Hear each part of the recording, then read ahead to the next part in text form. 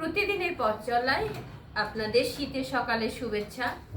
শীত আর পিঠা দুইটা যেন ওতপ্রোতভাবেই জড়িত। শীত আসলেই আমাদের পিঠা পায়েস বিভিন্ন কিছুর একটা আয়োজন চলে এবং এটা কিন্তু ওই সময়ে খেতেও ভালো লাগে।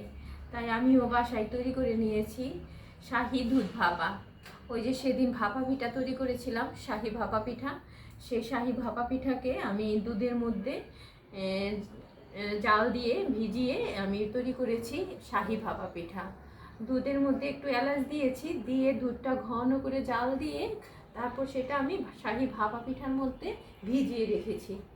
শাহি ভাপা পিঠাটা দুধের মধ্যে ভিজিয়ে রেখেছি এবং ঘন্টাখানেক পরে এই যেরকম একটা পিঠে তৈরি হয়েছে, যে আপনারা দেখেন।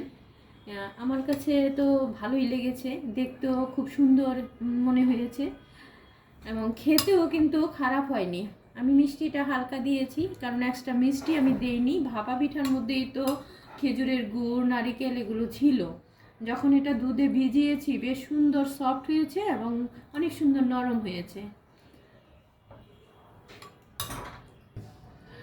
আপনারাও নিজেদের বাড়িতে সবার সাথে একত্রে মিলেমিশে পিঠাপুলির আয়োজন করুন, আনন্দ করুন। সবাইকে থ্যাংক ইউ। সবাই ভালো থাকবেন।